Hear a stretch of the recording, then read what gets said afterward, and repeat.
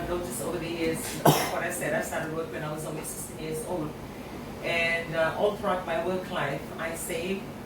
I bought our first car when I was 18, when we just got married. And I continue to buy cars until now, when I'm 57.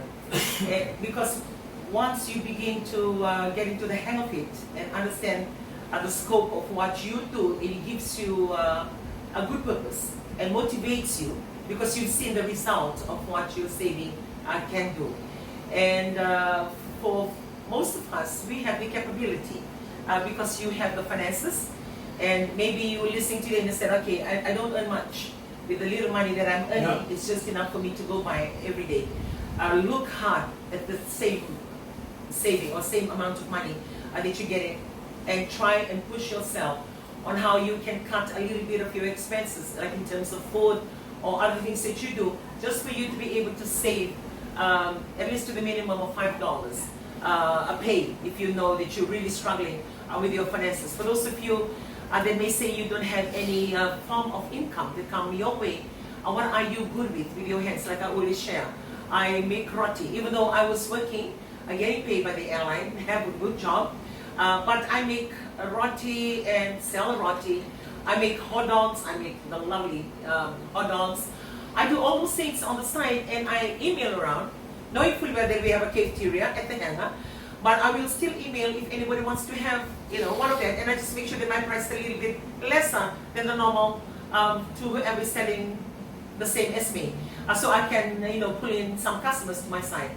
When I do that, because I've already projected the fact that I need the renovation in the house, I need some new shelvings, and all those things in my home. I don't rely entirely on the money that I'm being paid for, that comes by every fortnight, but I write the list, get the quote, knowing that there is, the amount that I need to work for, and I do all those little things on the side that helps me to achieve that. Even to make a toffee, I grate the coconut, do it with sugar, you know how to do that, and pick it up in a small plastic bag, seal it with a candle, and sell that. Or even tamarind, buy a few tamarind from the market, do your tamarind the chutney. What I do, I buy the bean, cook the bean, the blue peas, and pack it up in the bag, and I have a small pouch of chutney within the bag, and ice block. All those things that I do. Like what I said, it's not that I wasn't working, I was working, but I see that the finance that was coming was not enough with the things that I want done.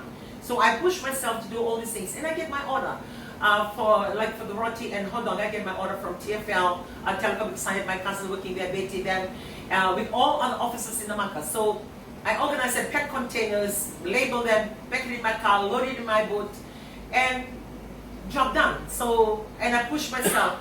If I know that I'm selling this roti and that it's making me that kind of money in a day, then I work how much I can make in a week. And the weekend is like top up, like you have to do extra more, and then I have the hands of my children, so I will go to the other side of KEF compound, and they go around knocking on doors and all this kind of stuff, and it happens. In the record speaking, what I'm trying to get at is, if you don't have any form of income coming, you have your hands. There's a lot of things out there that you can do. If you make roti for your family, make extra a few other puzzles. If you know for other people that are working